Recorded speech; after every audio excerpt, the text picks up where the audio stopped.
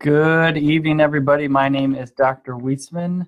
I am the superintendent for the Belvedere School District in Illinois. It is the week of February 20th, and I'm excited to give you an update on our school year and the progress we're making right now as we work on our mission to empower all learners to achieve personal excellence.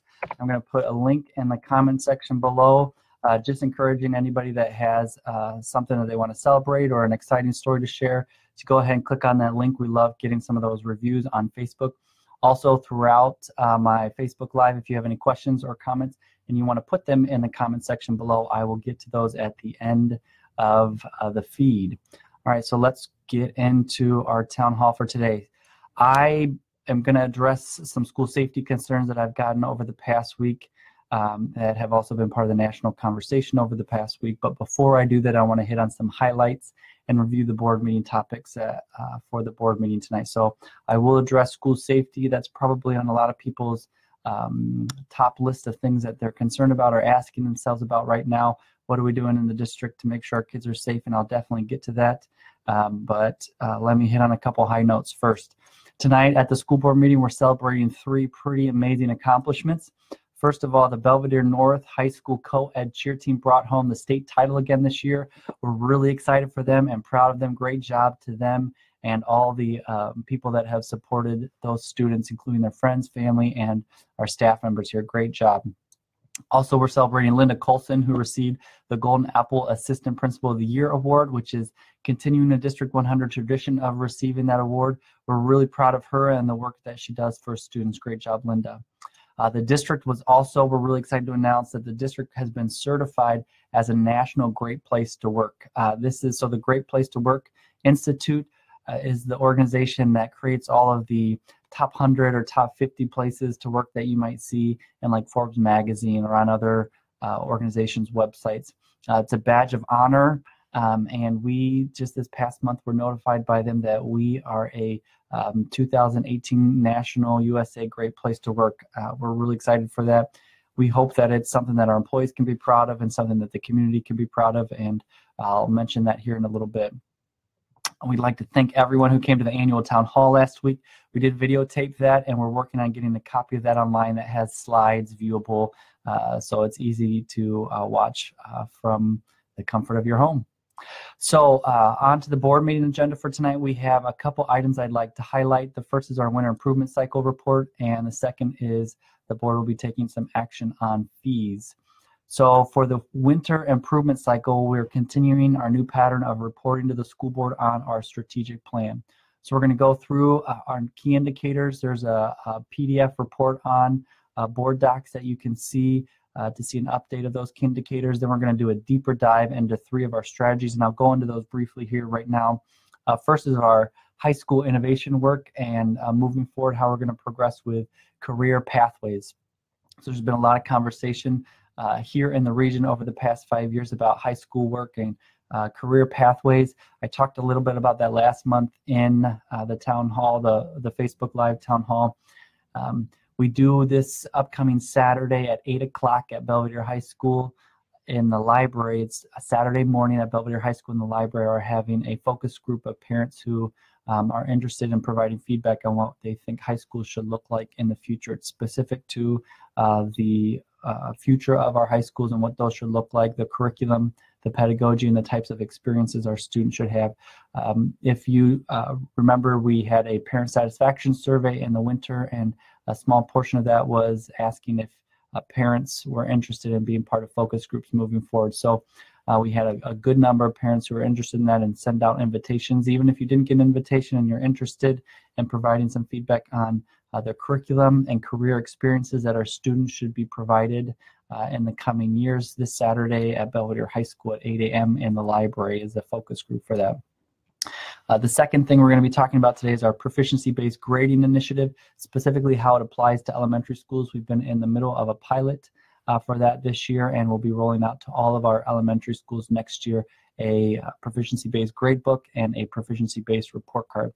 If you lived in the region for some time or been to neighboring schools here in the region or lived in neighboring school districts, you're probably familiar with that. Some districts call it a standards-based report card or a mastery-based report card. And so starting next year, we will be sending home mastery or proficiency-based report cards with our elementary school students. So we're going to update the board on the work that we've been doing there. The third thing that we're going to update the board on, I mentioned this is our Great Place to Work certification that I mentioned earlier. We hope and plan to be able to use this as a powerful tool in our recruiting efforts, as well as retaining the great staff that we've got. The second item that I mentioned that's up for board action is reviewing our fee structure. This is something that we do annually, updating that. Our recommendation this year as an administration is not to increase our athletic and base student fees, but we are recommending to add a $15 technology fee for students who are in the one-to-one Chromebook environments, which starting next year will be all of our 4th through 12th graders. Just as a reminder, I'm going to here briefly talk a little bit about school safety, but if you have any questions or comments, you can put those in the comment box below and I'll see those, and then I will try to respond here with any questions or comments. So I've got a couple of things written down that I want to make sure that I am able to say in response to the school shooting last week. Last week was a tough week for schools across the country. I know there's going to be continued conversation at many levels regarding these types of safety concerns for students. I think that these conversations are valuable and needed, and I think it's important to recognize, and many people in the community have pointed out to me in the past week, that this isn't just about student safety. This is about a lot of people's safety. We do have a lot of adults that work in our schools and have dedicated their life and their time and their professional commitment to our students, and we want to make sure that they're safe too. While I continue to hope that we get better at the national and state level around student safety and the multiple different types of issues that are connected to that, our school district does go through regular improvement reviews on our safety plans and requirements for our school. The state of Illinois does have requirements that we follow. We also go a little bit above and beyond in a handful of areas around those safety requirements. I know there are some stakeholders, both locally but also at the state and national level, that talk about what appear to be quick ways to make schools safer against student violence. And I wanted to share a few items that are an important part of our approach here in the Belvidere School District that come directly from a joint report from the U.S. Secret Service and the Federal Department of Education. So these are, I'm going to share just a couple bits of information that come from, it's a report that came out, here I've got this I can read, in 2004 that we refer to a good amount of time. A good amount of times we refer to it's called the Final Report and Findings of the Safe School Initiative. It was published in 2004, and you can get that online. It's easy to access online. A couple points from that report, though, are that 95% of school attacks at the time that report was written do happen by current students. Current students are very familiar with school safety measures and protocol. Incidents of school violence are rarely sudden impulsive acts. They most often appear to have occurred after the student has developed the plan, and it would make sense then to understand that if the majority of these acts of violence are initiated by students, that those students are familiar with the drills that they go through and the safety plans that the school has, and that obviously influences their planning. In many cases, other students are involved in an attack, either by actively helping to plan it or by knowing about it. I believe that we need to make sure that part of our efforts includes continuing to focus on having an environment where students feel they have at least one trusted adult that they can confide in. We've done a lot of work here in the school district to try to increase the level of confidence that students have in talking to a trusted adult, and I think that will need to continue to be an important part of the conversation. Another point I'd like to make is that according to the research, there's not really a good, accurate, or useful profile of individuals who engage in targeted school violence. We are increasing our efforts in screening individuals who come into the building and have started looking at systems and doing some training around systems for that in the past months, but screening processes that rely mostly on profiles in and of itself isn't a solution, but should be part of a solution. So on a regular basis,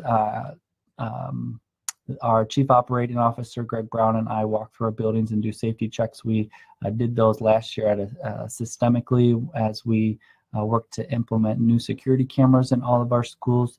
We went through all of those security protocol for each of the school and areas where safety might be a concern. When I first came on 2 years ago, we also did that just so I could be familiar with how the schools function from a safety perspective, and we'll be doing that a third time. Mr. Brown and I will be doing that here in the coming month with each of our principals, just to make sure that we understand the physical layout of each school and what specific processes we have to try to keep kids safe and our adults safe in each of the schools. It is complex, and I hope that we could get better, again, like I said, not only at a local but also a state and national level in making sure that we've got a safe environment for our kids. We do have a question here. Will District 100 be following the ALICE plan? That's a great question. So we currently don't utilize the ALICE training. ALICE is a specific type of training that's designed to empower both teachers and students if there is some type of active violent scenario in a school. And the district has been moving towards an environment where teachers and students and administrators are more empowered to make decisions. We do tabletop exercises that throw out scenarios to our assistant principals on a regular basis to try to help encourage them to be thinking outside of the box and not wait for a directive to come down from the top. You know, years ago, most of the safety procedures in schools, some years ago, were very specific and directed, and they put too many teachers and students in the situation where they had to wait. And the training that's coming out now and the guidance that comes out now is really designed to empower teachers and students to make decisions in the moment. I will tell you that ALICE is something that our principals have talked about with us, and although we currently don't use it as a district, it's definitely one of the options that we're looking at and we'll continue to look at for the future.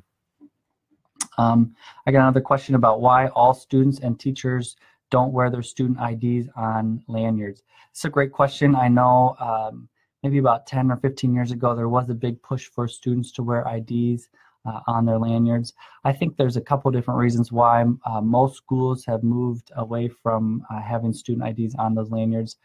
First of all, it's tough to implement as far as checking with students, and so from an implementation point of view, a lot of administrators at the school, I wasn't here as a school-based administrator, but at other schools that I've worked at, it was hard to implement and execute without then punishing students for not wearing their student IDs. And so at the schools that I've worked at, parents would become increasingly upset when their student was disciplined for not wearing a student ID.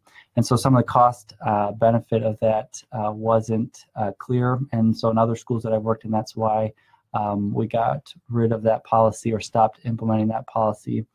I'm not sure, to be honest, I wasn't here 10 years ago when that conversation happened, but that's been my experience in other schools. I think it's also important to just remember that the large majority of these, I think the statistic I shared before, these scenarios are done by current students that have access to the school and wouldn't be kept in school. And so when trying to identify and prioritize what safety measures we do put in place and we do enforce, most of the time we're trying to figure out how do we impact or have an effect on the most probable types of targeted violence for students, which is why a large part of our approach includes trying to create an environment where students feel emotionally supported and safe and are able to talk to a trusted adult. Because most of the time when these types of violent acts occur, there are other students that understand what's going on or have been told what's going on, and sometimes they tell a trusted adult and sometimes they don't. So I think it's a complex situation, and it's not as simple as it seems to other people. Sometimes if you're not in the moment and in the school trying to figure out how to make these schools safe for our kids. So I think those are the two questions that I've got coming up right here. I'll give anybody else a moment to ask any other questions that they might have. And while anybody else is doing that, I'll give my kind of closing pitch here. You can hear a podcast version of this wherever you listen to your podcasts by searching for District 100 on iTunes or Google Play Music. And a lot of the information is also available through our various newsletters. I'd encourage you to take a few minutes out of your day once a month to watch, listen, and read about what's happening in the district. This Facebook Live is just one way to stay updated. We'll post this video to our YouTube channel, and if you're subscribed to the podcast version, it should show up here by the end of the week. You can always leave a comment in our district suggestion box. I get those on a regular basis and try to respond when I can. I responded to, I think, 2 today, for example. And just as a reminder, if you are interested, if you've got a great experience to celebrate or just want to share how much you love your school, please consider leaving a comment in the review section on Facebook by going to the link that I posted in the comment box. So thanks to everybody for staying tuned, and we'll see you next month.